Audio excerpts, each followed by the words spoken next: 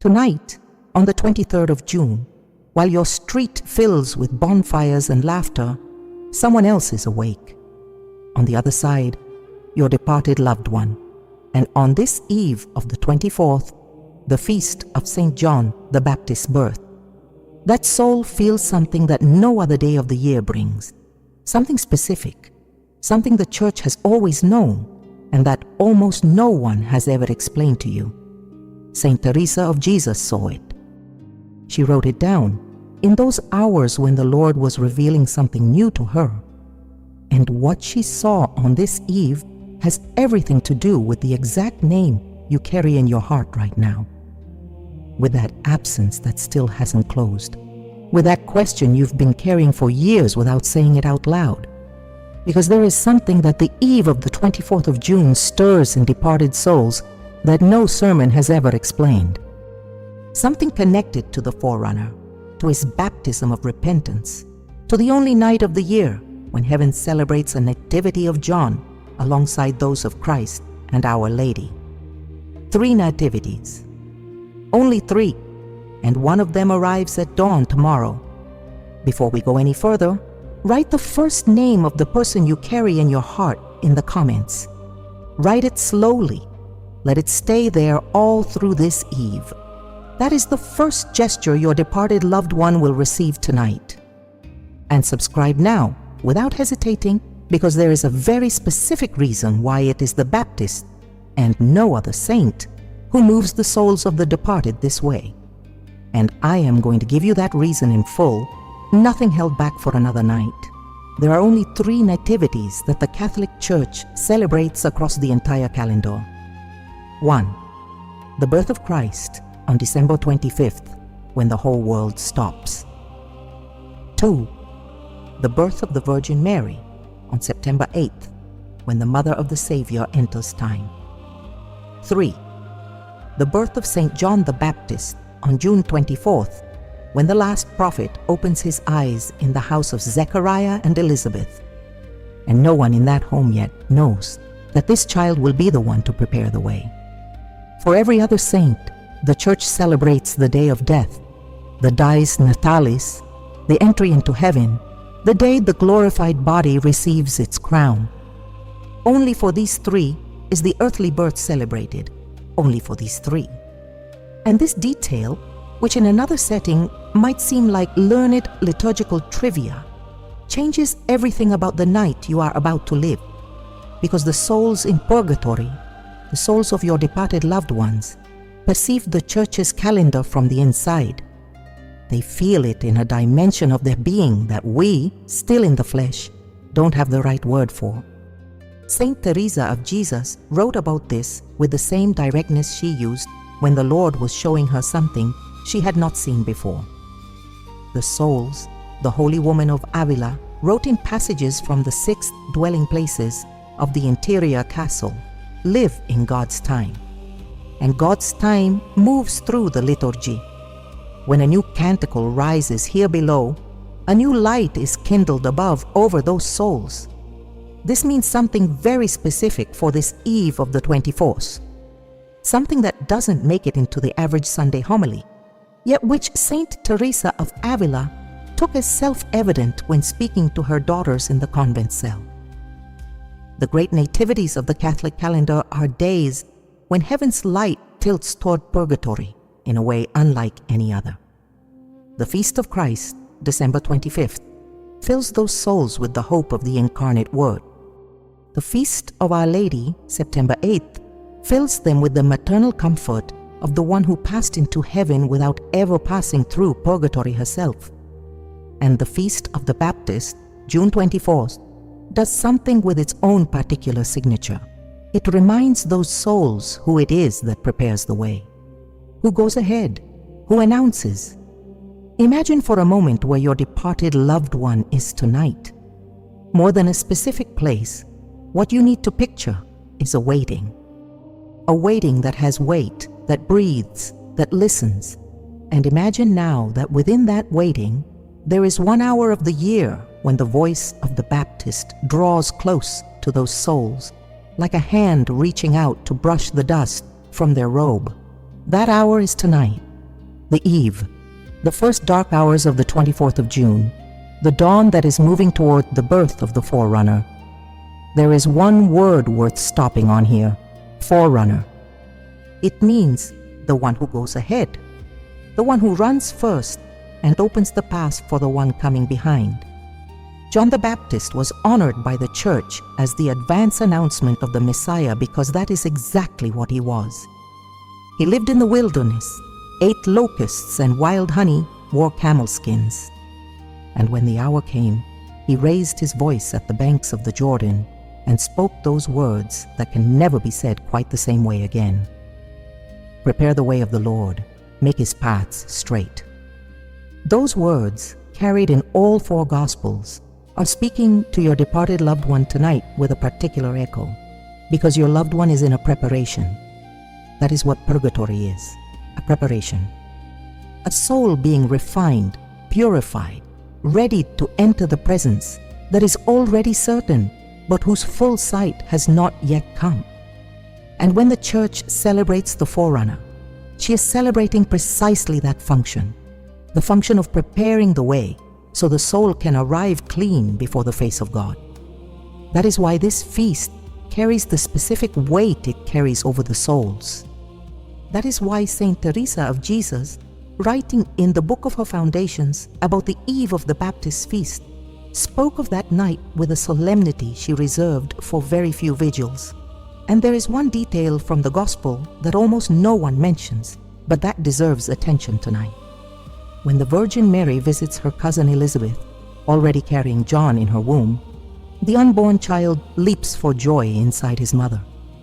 St. Luke records it in the first chapter of his Gospel. Before the Baptist has breathed the air of this world, he already recognizes from within his darkness the presence of the incarnate Word. That is the first response in all of salvation history to Christ, and it happens from a place of waiting, from a womb, from a temporary darkness about to open into light. Saint Teresa of Avila returned to this passage with particular devotion in the days leading up to June 24th. She brought it to her daughters in the convent cell. That leap of the child in Elizabeth's womb is exactly the kind of movement that the souls in purgatory experience as their hour draws near. Now comes the part you need to hear in full, the part that explains why this video carries the title it carries. What Saint Teresa of Avila saw in a vision, what was shown to her in one of those hours of prayer she recorded for her confessor, was this: the souls in purgatory, on the eve of June 24th, feel the nearness of the Baptist in a way that no other feast awakens in them. They feel the presence of the elder brother of all waiting, the one who lived in his own body before anyone else, what they are living now in their interior purgatory. And that nearness, that quiet recognition, does something specific in those souls that you are going to understand in the next few minutes. Something that will change what you do tomorrow at first light. There is a feeling living people know and almost never have a name for. It comes when a mother who has lost a child sits beside you after your own loss, and without saying anything, takes your hand. It comes when two veterans from the same war find each other in a room and both know, without words, that they are being recognized. That feeling, that precise one, is what the souls in purgatory experience as the eve of the Baptist draws near. They live it with your departed loved one right there among them. They live it with a clarity that we, with our material senses, can barely begin to imagine. Because John, before he baptized Christ in the Jordan, before he even left Elizabeth's womb, was already the soul of waiting. He spent 30 years in the desert eating what the desert gives and wearing what the desert provides, waiting for an exact hour that only the Father knew. That life was his own form of earthly purgatory, a voluntary preparation, a readying of body and soul for a mission that required a clean vessel and a heart with no distractions. In the language of Saint Teresa, that is precisely what the souls in purgatory are living now. Only they live it after the body, and he lived it before his public voice. Stop for a moment in that desert. Picture it concretely. stones baking in the midday sun, cold nights, the silence. Picture young John walking those Judean hills, sleeping under open sky, waking with the sun already high, no one to speak to and no one to answer back, only the Father in silence. 30 years of silence before the first public word. 30 years of waiting without clear dates or visible signs, without knowing for certain whether the hour would come in his lifetime or whether he would die without ever seeing it. That figure, that exact one, is who the souls in purgatory recognize as their own, because they too are waiting without clear measures or human timelines, without knowing when the Father's hand will call them by name. And on the eve of his feast, they feel that man from the desert drawing close, with the same patience with which he once waited, and speaking to them without audible words, offering them his company as an elder brother in the waiting. Saint Teresa of Jesus returned to this parallel with a clarity that sometimes caught her confessors off guard. She left it in writing in the 6 dwelling places of the interior castle and in personal letters to Father Geronimo Gracian. The souls in purgatory, the Holy Woman of Avila wrote, recognized the Baptist as a blood relation, because between them and him there's a kind of spiritual kinship that no other saint in the calendar has with exactly that signature. Other saints console them too, each with their own particular office. Our Lady covers them with her mantle. Saint Michael fights on their behalf. Saint Joseph accompanies them as a father. The Baptist does something different. He recognizes them the way an older brother recognizes a younger one who is still crossing the river he has already crossed.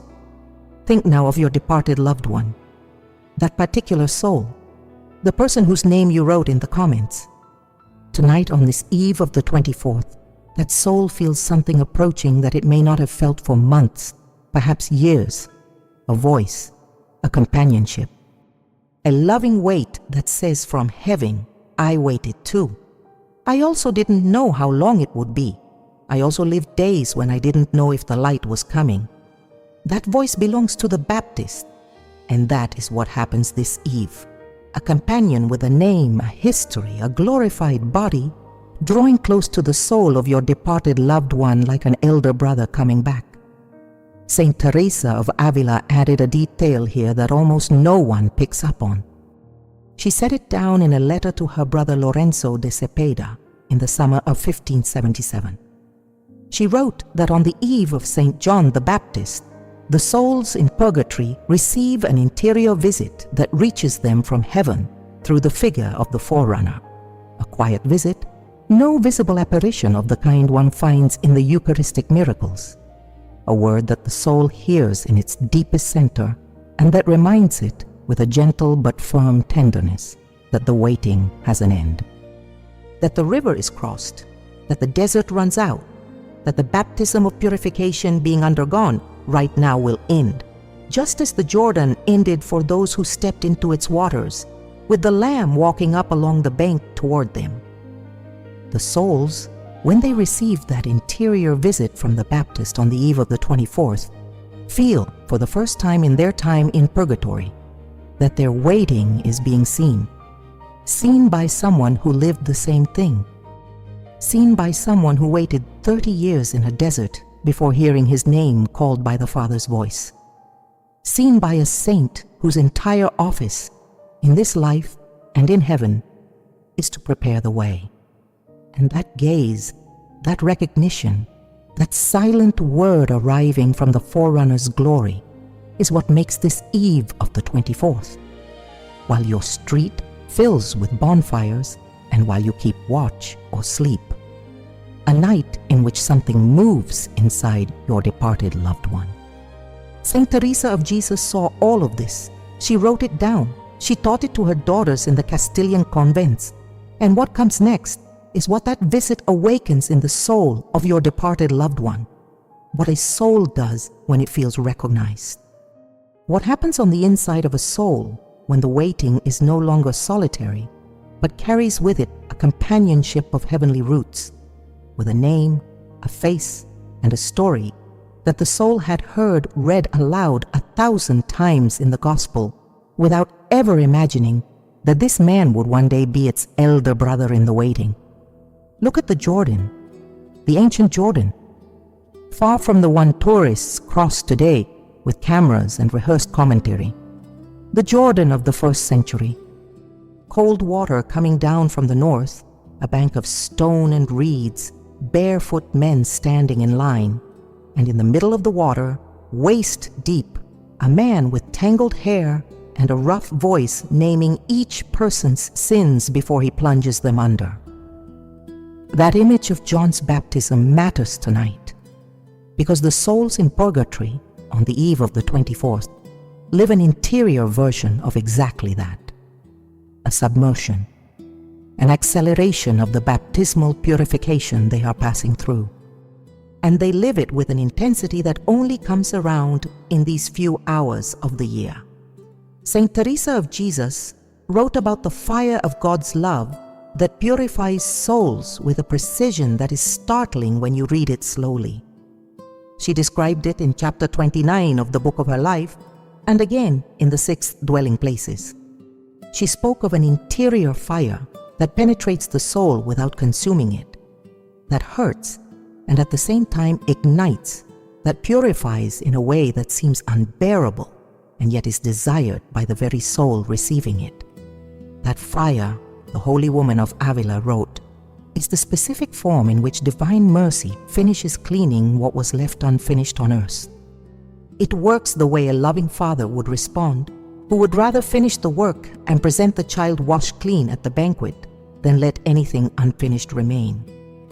That fire, on the eve of the Baptist, burns hotter. That is what Saint Teresa of Avila saw. She left it in notes preserved by the prioresses of the discalced convents. The souls in purgatory, she wrote, feel on the night of the 23rd to the 24th an intensification of the interior purgation that does not occur with that same precision on any other eve of the year. Because the spiritual presence of the Baptist, that elder brother of all waiting we spoke of, arrives with a characteristic of its own. He baptized with water for repentance. And where the forerunner draws near, the soul feels its purification begin to accelerate. A word of care here. The intensification Saint Teresa of Jesus described works in the opposite direction from how it might first sound to modern ears. It is an acceleration of something good. To understand it properly, you have to remember how the Holy Woman of Avila described that fire in the passages from the 6 dwelling places, where she dared to write about things that almost no theologian of her time would put to paper. The fire of God's love, she wrote, does to the soul in purgatory what the sun does to the water of a muddy pond. It warms slowly, settles what is stirred up, separates the light from the murky bottom until the water runs clear and the bottom can be seen. That fire destroys nothing good. It only evaporates what is excess and separates what was in the way, so the soul could look at itself squarely and recognize itself as a child of God.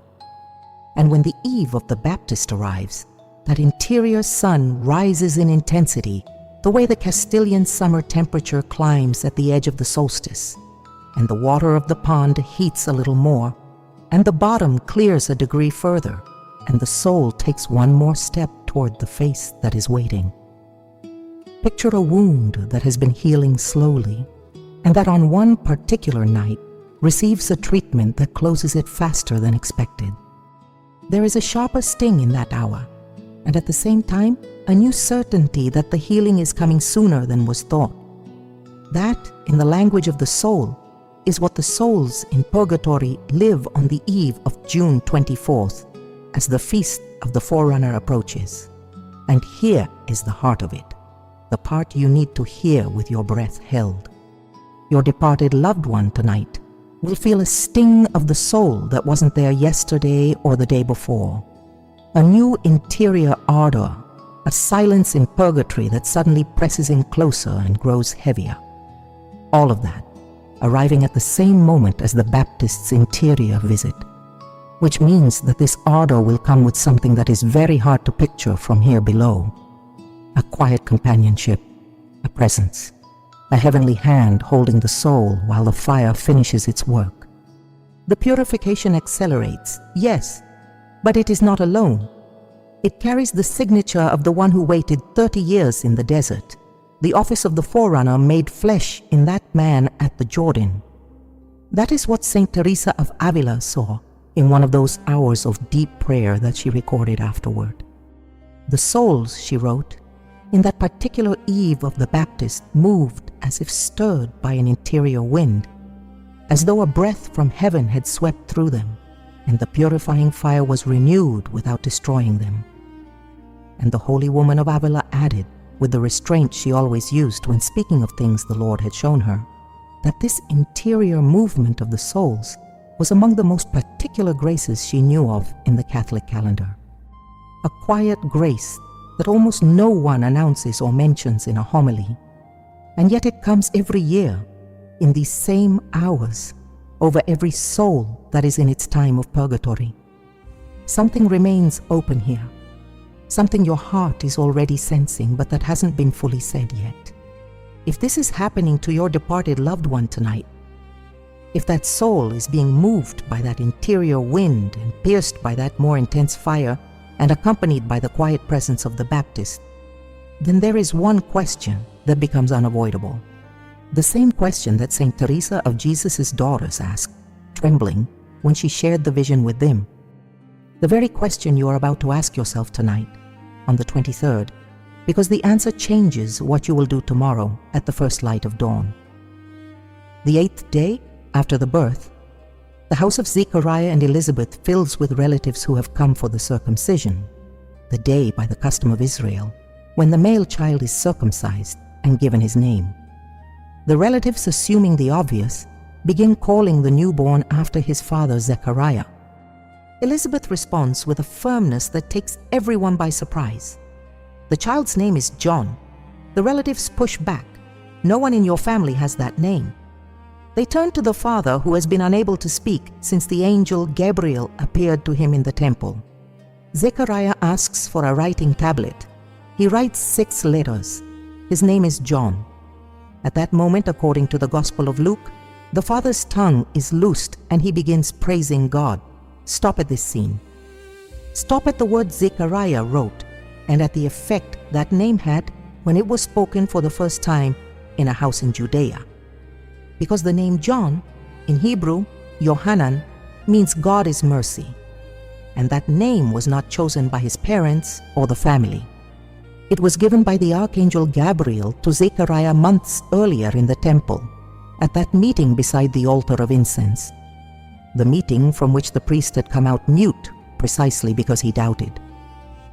That name came from heaven, and the visible proof was the voice restored to the Father at the exact moment the name was written down. Saint Teresa of Jesus paused at this detail with particular attention. She came back to it in the way of perfection when speaking to her daughters about prayer for the departed.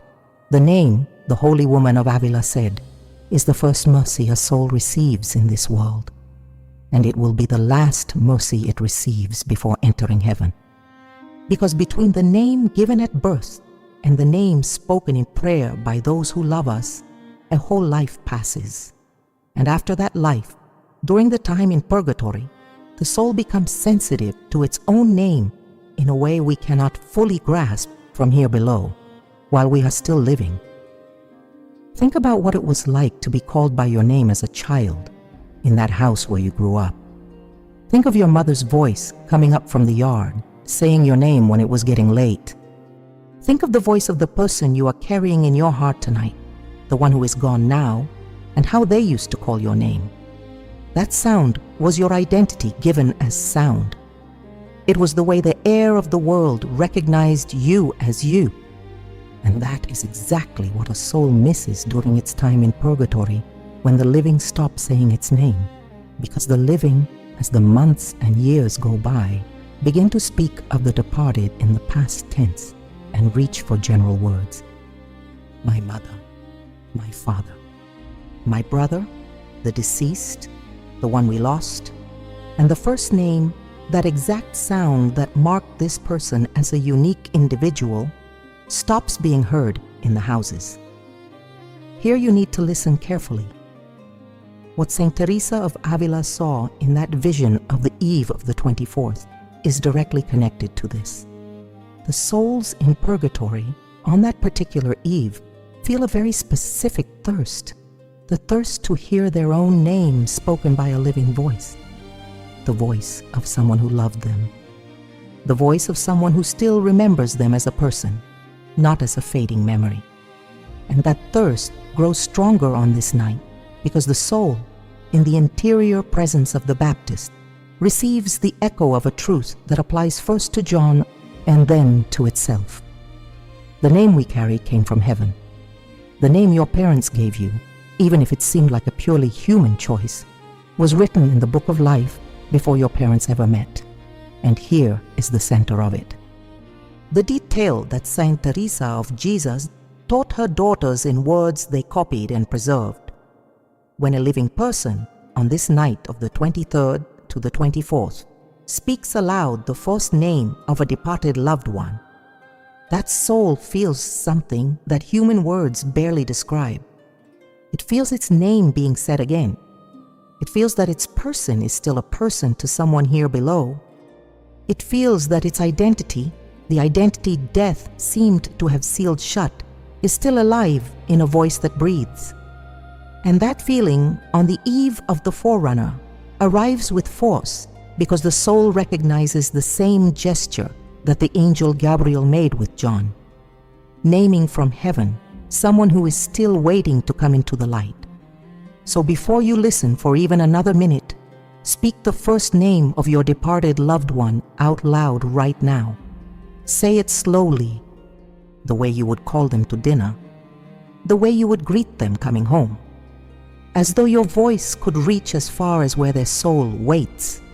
Because in this exact moment, on this particular eve, that voice of yours does reach. That voice does something in the soul of your departed loved one that we struggle to believe from here in the flesh. Saint Teresa of Jesus said it with the same restraint she used when speaking of what the Lord showed her in prayer. She said it plainly. A living voice that speaks the name of a departed soul on the eve of the Baptist relieves the deepest thirst a soul can carry in its purgatory. And here something closes that you have been hearing without quite knowing what it was.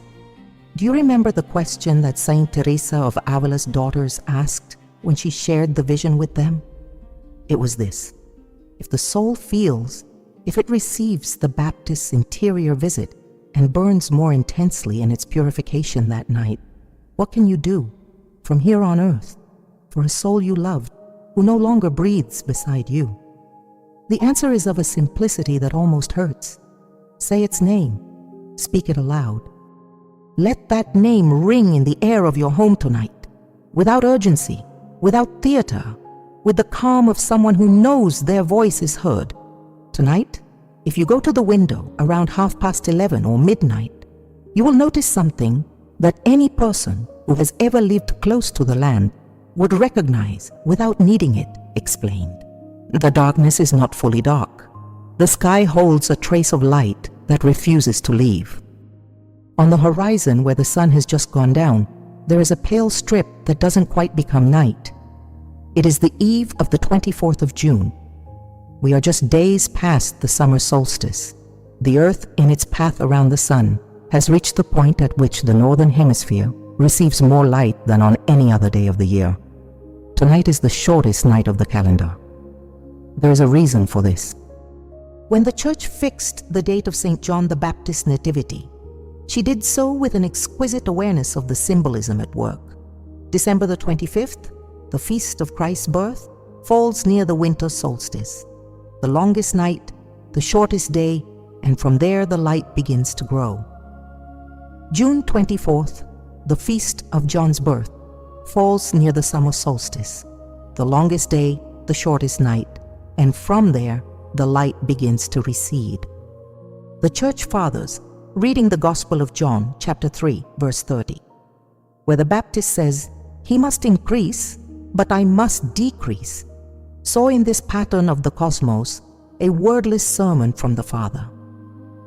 John's light, which prepares the way, reaches its fullness on June 24th and then steps aside. Christ's light, the Sun of Justice, is born on December 25th and from there rises. What sounds like astronomy and catechism has a very specific consequence for the souls in purgatory.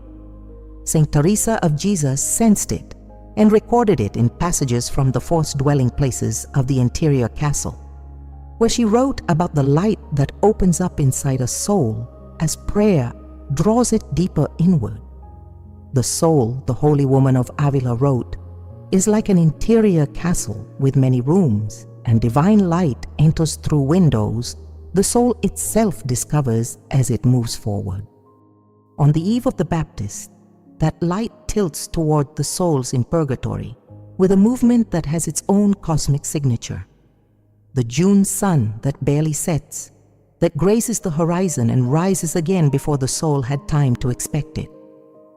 One more detail deserves to be said.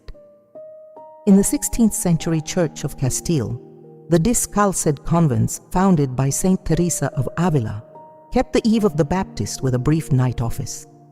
The nuns rose near midnight, lit small lamps in the choir, and prayed in silence the Psalms of the Good Shepherd, "The Lord is my light," without chant and without the organ, almost in a murmur, aware that heaven was listening with particular attention.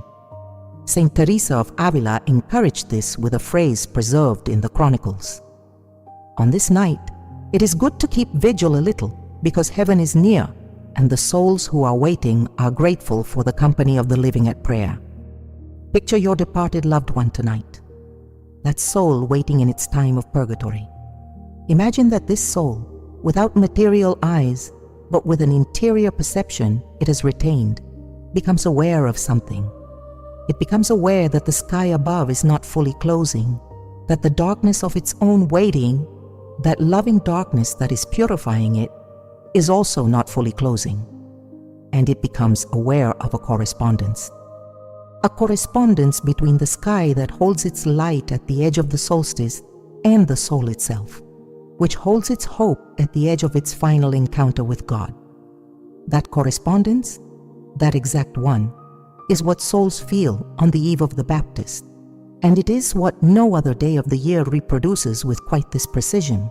Saint Teresa of Avila became quiet, almost solemn when she spoke of this to her daughters. She said that on that night, heaven's light leans over purgatory the way the June sun on the 24th leans over the Castilian threshing floors, long sustained, in no hurry to leave. And she said that the souls, perceiving that inclination, feel a hope that, if we tried to put it into words down here, would come out as something like, "There is less to go now." They feel that the waiting has a destination, that however long and demanding it may be, there is a real horizon it is moving toward, and that heaven is using this night, exactly this night, to let them see by its own light that the morning of the 24th will find them closer to the beatific vision than the morning of the 23rd. So if you wake tonight between 2 and 4 in the morning, get up and look east. You will see that the sky, still dark, is beginning to lighten earlier than your habits expect. That premature light is a wordless sermon. It is the light of the Baptist arriving ahead of the day. And while you watch it, remember that the same light is reaching your departed loved one. And that same light is saying what the forerunner said at the Jordan when he saw Jesus walking up the bank toward him. There is the Lamb of God, the one who fulfills, the one who finishes the work. Something remains lit here. If the light tilts over your departed loved one tonight in this way, there is a specific gesture the soul is waiting for from you, a gesture connected to water, to holy water, to the image that Saint Teresa of Jesus left in the 4th dwelling places, an image that changes on this eve the way a living person can accompany a departed loved one before daybreak. Go to your kitchen sink and hold your hand under the running water. That water, clean, with no ritual added and no extra ingredient, is the matter with which the Church has been baptizing for 2,000 years. A common and humble matter, available in every home, And yet, when blessed by a priest and used in the rite of baptism, it carries the power to communicate the life of God to a soul. The water of the Jordan that John used was exactly this. Ordinary river water, used with a meaning so clear that 2 millennia later, it remains the reference point for all spiritual water. Saint Teresa of Jesus paused at this subject with one of the most beautiful images in all of her mystical writing. She set it down in the 4th dwelling places and came back to it with her daughters on recreation afternoons. The soul, the Holy Woman of Avila wrote, is like a garden that the Lord waters, and it can be watered in 4 ways. Drawing water from a well with bucket and rope, that is the laborious early prayer.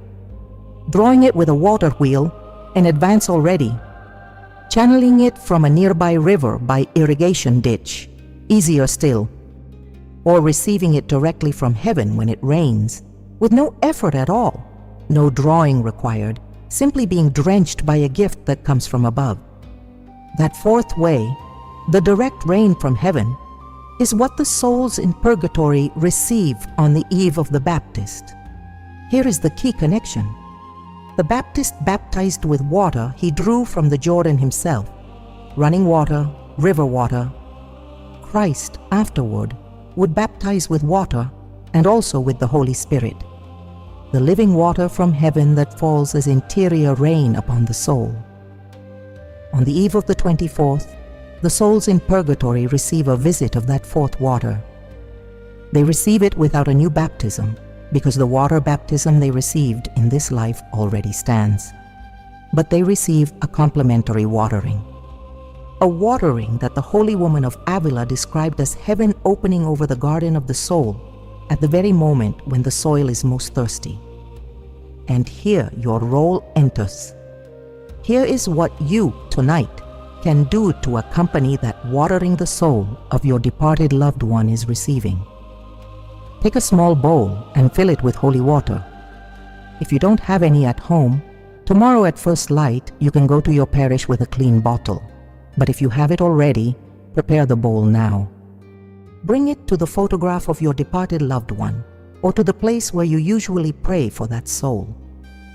Then with a wet finger, trace a small cross over the photo or that place. As you do it, speak your loved one's first name aloud. Ask the Lord that the baptismal water received by this departed soul in their lifetime may continue working tonight over that soul.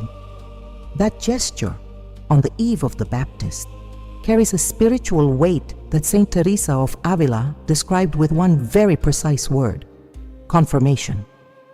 The word confirmation, in this context, carries a meaning distinct from the sacrament of the same name.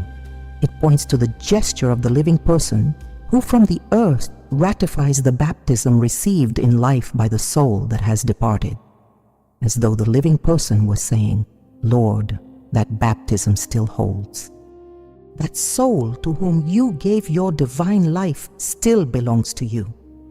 And in doing so, the soul in purgatory receives in its interior thirst a drop of heaven's rain, a specific drop, a drop that Saint Teresa of Jesus compared in the passages of the 4th dwelling places to the first drop she felt in her own prayer when the Lord began watering her interior garden.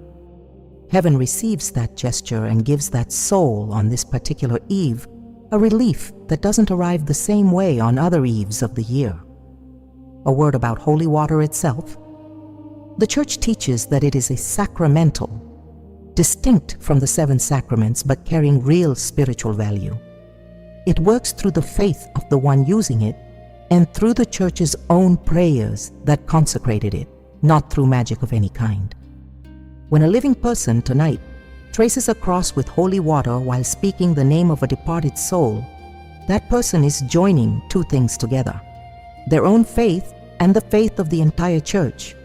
Both rise together to heaven, and the Father, who knows that soul's name because he himself wrote it in the Book of Life, receives that prayer with the closeness he shows a child asking on behalf of another child.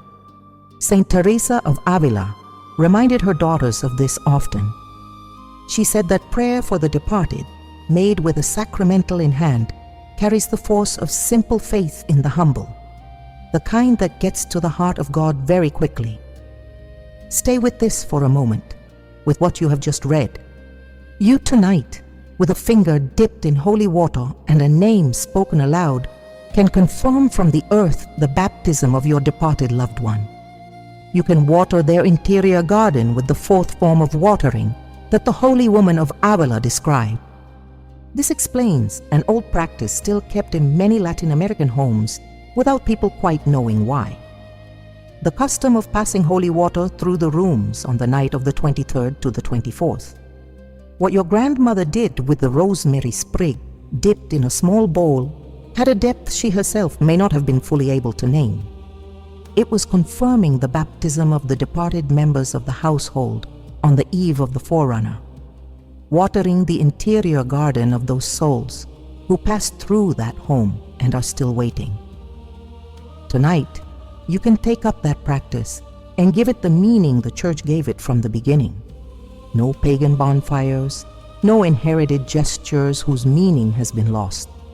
Just a bowl, a finger, a name, and the faith of baptism. That is enough. What will you do tomorrow when the 24th dawns? The question sounds simple, yet it changes everything. Because your departed loved one, at this hour of the eve, is beginning to receive what we have already described.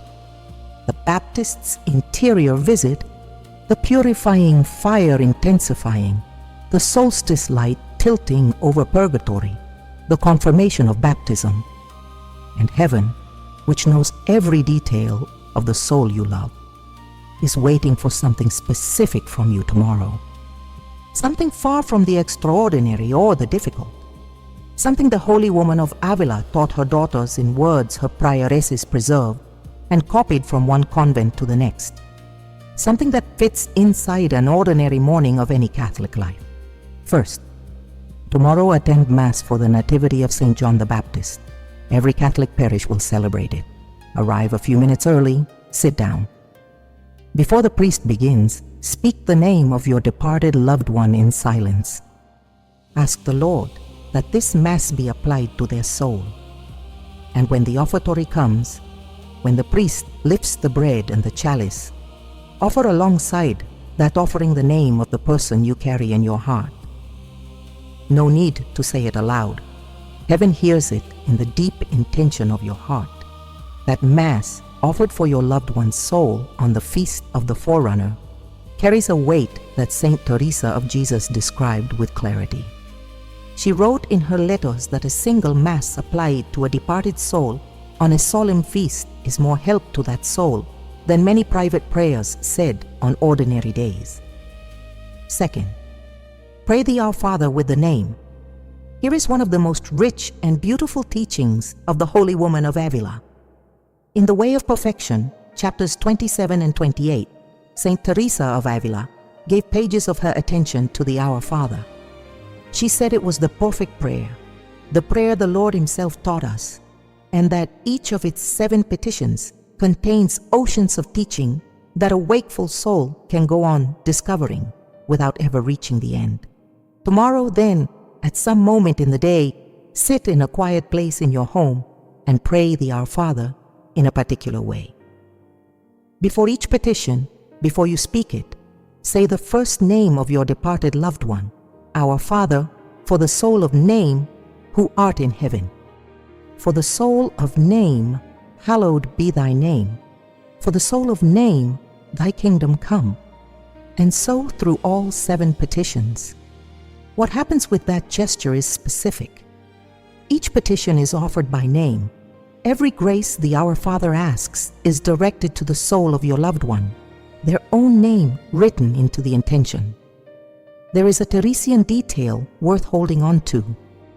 The Holy Woman of Avila said that the Our Father, prayed slowly with the intention fixed on a soul in purgatory, works like water flowing gently down the 7 irrigation channels of a garden. Each petition is a channel, and its water reaches a particular part of the soul's thirst. The first petition consoles the soul in its holiness, the second in its belonging to the kingdom, the third in its conformity to the Father's will. and so through all 7, down to the last, which delivers the soul from evil and restores its peace. If you pray that Our Father tomorrow, slowly, not skipping any petition, your departed loved one will receive all 7 channels in order, and their interior garden will be watered the way the holy woman of Avila described. Third, light a candle tonight, a white one, the kind sold in any parish. Light it before you go to sleep and let it burn in a safe place until it is spent or until you need to put it out carefully. As you light it, say your departed loved one's name and these words, Lord, may this light accompany their soul on the eve of the Baptist. That candle, in the sacramental language of the Church, is a sign of the light of Christ that baptism once kindled in their soul. And in lighting it tonight, you remind God that the interior light of baptism is still burning, still belonging to heaven by right. Here is the peak, the part you need to hear with your breath held one more time. These 3 simple gestures, the Mass of the 24th, the Our Father by name, the candle lit tonight, are what the soul of your departed loved one is asking of you specifically this evening. Asking in silence, from the interior, thirst that the Baptist's visit is awakening in them. Asking because that soul knows, with the clean knowledge that souls carry in their time of purgatory, that these gestures rise to heaven as one single offering and return to it as one single grace. Saint Teresa of Jesus confirmed this with direct words. She said that a soul in purgatory, assisted by a living person on the feast of a great saint, receives in a few hours what it might otherwise take months to receive. And here, almost at the edge of closing the loop that has been open since the beginning, something definitive becomes clear. What the souls feel on the eve of the 24th of June reaches its fullest power when a living person here below cooperates with those 3 gestures. The eve marks the moment. Your departed loved one is the one being helped, and you are the one here on earth who opens the channel. And St. John the Baptist, the forerunner who always prepares the way, is the heavenly intercessor who brings it all together into a single spiritual current that the Father receives with the closeness He shows any child who asks on behalf of another child. When you close your eyes tomorrow night and look back over the day, you will know that this 24th was different, that your departed loved one is closer to heaven than yesterday, and that interior certainty is something that cannot be bought with anything in this world. Tomorrow, when you open your eyes before the rooster crows, look east. The sky will still be dark, but it will already carry a tone different from any other early morning of the year. That gray-blue tint on the horizon before June 24th is the dawn of the forerunner. The hour when the Church sings lauds of the nativity of St. John the Baptist. It is the hour when something is fulfilled in the soul of your departed loved one. Something that was preparing itself through the night and that in that exact moment reaches its interior completion. Stay with this. Saint Teresa of Jesus, in one of the most moving passages in all her writings about the souls in purgatory, wrote that the moment of greatest grace in a great liturgical vigil comes in the dawn that follows it. She recorded it with the restraint that was always her mark when speaking of things seen in prayer. At night, she wrote, the soul prepares itself, receives the interior visit of the saint, feels the fire grow, perceives the light tilting over it. But in the dawn, that preparation finds its fulfillment. Heaven cooperates with everything that was prepared through the vigil and grants the soul a concrete step toward the beatific vision. Picture it clearly.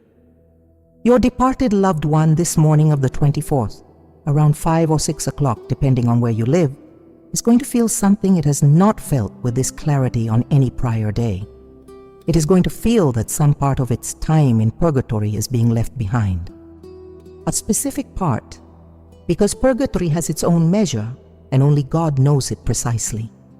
One weight less, one fog dissolved, one area of the soul that for months or perhaps years seemed blocked, and that this morning, through the intercession of the forerunner and through the gesture of the living person who here below offered those 3 simple acts, is now clear. Saint Teresa of Avila described this moment with an image worth keeping. She said it was like when a sick person, after a night of high fever, wakes in the early hours and feels their forehead cool and their eyes clear, and knows that something gave way while they slept. Not yet fully healed, but genuinely rested, genuinely improved, the body recognizing it without needing to be told. That, precisely that, happens in the soul of your departed loved one tomorrow at dawn, if you have made tonight the gestures that Saint Teresa of Jesus taught. The interior coolness, the obstruction yielding, the spiritual improvement the soul recognizes without words. There is one more observation from the Holy Woman of Avila worth carrying here. In conversation with Mother Ana de Jesus, Saint Teresa of Avila said that the souls in purgatory, in the exact moment they receive one of those steps toward heaven, experience a kind of gratitude that we have no adequate vocabulary for down here. A gratitude that looks toward the living who cooperated. A gratitude that the soul directs from its time of purgatory toward the people on earth who prayed, offered masses, lit candles, and spoke its name. And that gratitude doesn't evaporate into the air. When that soul one day enters the beatific vision, one of the first things it will ask of the Father in heaven will be to intercede for the living people who helped it through its purgation. And here, everything closes. Everything you have been hearing since the beginning of this video. The question that the Holy Woman of Avila's daughters asked when she shared the vision with them. The question you yourself have been holding without quite daring to say it out loud.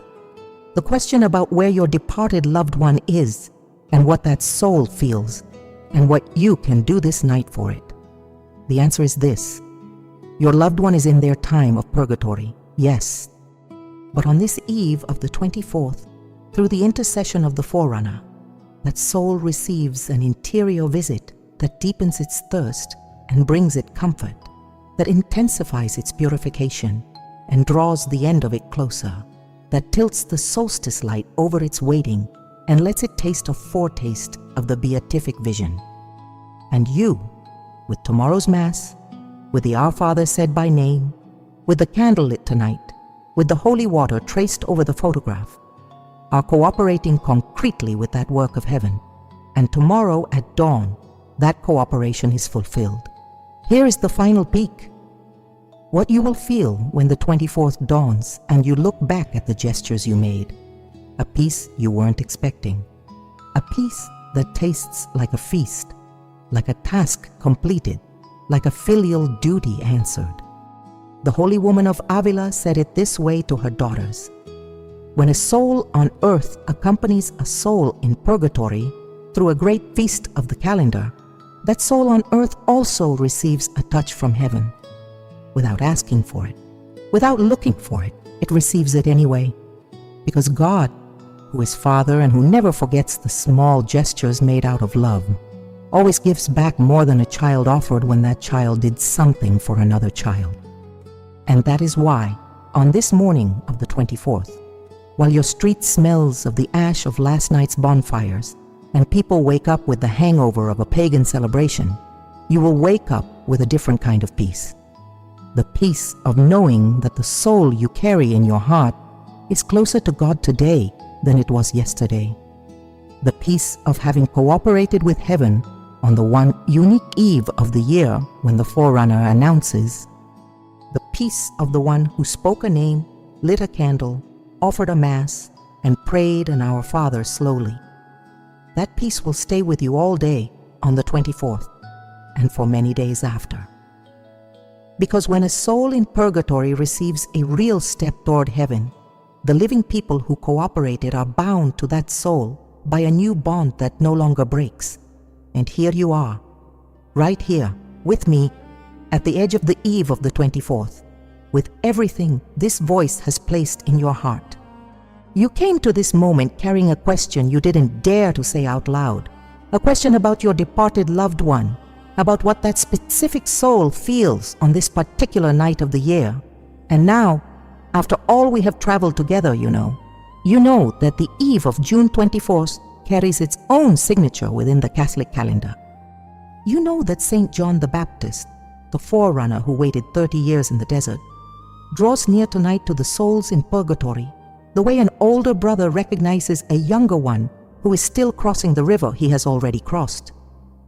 You know that the soul of your departed loved one feels that recognition, feels that fire burning hotter like a wound healing more quickly, feels that light tilting over its waiting at the edge of the Castilian summer solstice. You know that your loved one's deepest thirst is the thirst to hear its own name spoken by a living voice. You know that a bowl of holy water, a white candle lit tonight, a mass offered tomorrow on the feast of the forerunner, and our Father prayed slowly with their name in every petition. These are the exact gestures heaven is asking of you on this unique eve of the year. That is yours now. No one can take it from you. It is written in your heart in ink that no weariness erases. So tonight, before you close your eyes, you will be able to rest with a different calm, the calm of someone who knows what to do when they wake at dawn tomorrow, the calm of the one who cooperated with heaven on the unique vigil of the year when the forerunner announces, the calm of a child who has understood that love for the departed has specific gestures, specific dates, specific words, and that no love in this world is lost as long as someone here below speaks out loud the name of a soul that has already gone to the Father. Saint Teresa of Jesus said it with her usual directness. Nothing done out of love for a soul in purgatory falls into empty air. All of it rises to heaven and comes back over the soul like rain. Let me say something before we part, something that becomes clear after spending a while listening to this voice. What you have received here about the eve of the 24th is one specific part of a much wider truth, a truth that Saint Teresa of Jesus taught her daughters in the Discalced convents, which they discovered slowly, vigil by vigil, feast by feast. The truth of how the souls in purgatory live within the Catholic calendar, of how each day of the year does something different to them, of how each feast of heaven tilts towards them with its own particular signature. Your departed loved one, that soul you are carrying in your heart tonight, has many more vigils ahead. The eve of Corpus Christi, when the body of the Lord goes out in procession and the souls perceive that passing from within as a heavenly echo. The eve of the Assumption of Our Lady, when the Mother of Heaven comes down over purgatory with a mantle that covers her spiritual children. The eve of All Saints, when the souls hear the entire communion of saints drawing near like a great company coming to find them. The eve of Christmas, when the newborn child reaches his hand from the manger toward the souls that are waiting, and many more. Vigils that no devout person ought to live in ignorance of, if they wish to accompany their departed loved ones across the whole year. And it is not only the vigils. There are also specific days of the month, specific hours of the day, gestures that Saint Teresa of Avila taught the prioresses of her convents for accompanying the departed with purpose. There are her teachings on how to pray at dawn for the dead, on how to offer the rosary for a soul in purgatory, on how to use the hour of the Angelus to send graces to a departed loved one whose name you carry in your heart, on the visits that those souls sometimes make to the living, and how to tell the authentic graces of heaven from the imaginings of one's own grief, on how to care for the soul when a departed loved one draws so close to a living person that they begin to be consumed by the absence, on so many things that the Holy Woman of Avila put into writing and that most Catholics today have never heard, because no one has taken the time to tell them. I am telling you, one thing at a time, slowly. This voice that has been with you all this time, the same voice that spoke to you of the Baptist and the solstice and the holy water and the name of your departed loved one, will keep bringing you those other things whenever you are ready to come back. Each time you return, you will find something new to take with you, something new to apply to the soul you carry in your heart, something new to speak aloud so that your loved one receives a specific relief in their time of purgatory. That is what Saint Teresa of Jesus taught with the greatest insistence. The living are joined to the departed by a bond that death itself does not break, and that bond stays alive and burning through knowledge, through knowing what to do and why. Look at what is right in front of you, another open door, another Teresian truth that fits inside an ordinary morning of any Catholic life. If you cross it, you will enter another conversation that continues what began tonight. A conversation in which the soul of your departed loved one is also waiting for you, because that soul knows that every time you learn something new about purgatory, heaven allows it to receive a little more of the grace that soul needs in order to draw closer to the vision. Cross that door. Do it now, while the night of the 23rd is still open, while the calm of this voice is still with you, while the name of your departed loved one is alive on your lips in a way that tomorrow, in the rush of the day, could fade. Cross the door and let the next Teresian truth come into your heart with the same quiet ease with which this one came. It won't take long. It is right there, just where you can see it now. One decision, one gesture, and the bond between you and your departed loved one will be strengthened once more with a teaching kept for you, the one the holy woman of Avila left in writing for those who have ears to listen slowly. And you, who have come this far tonight on the eve of the 24th, have already shown that you have those ears, that you know how to listen slowly, and that there is a friendly voice on the other side, ready to walk beside you with the care one takes with a child who has come a long way. And now, before you go to find the candle and the bowl of holy water, let me stay with you a moment longer, like a friend who walks you to your front door and lingers at the threshold. Tonight, while your street smells of bonfires and people are celebrating a feast that was once Christian, and that many still celebrate without knowing it, you are going to do something different. You are going to keep a quiet vigil. You are going to speak a name. You are going to light a candle. You are going to wait for the dawn of the 24th with the calm of someone who knows they are cooperating with heaven in a singular hour of the year. Remember the verses that Saint Teresa of Jesus left for the days when the soul needs a steady peace.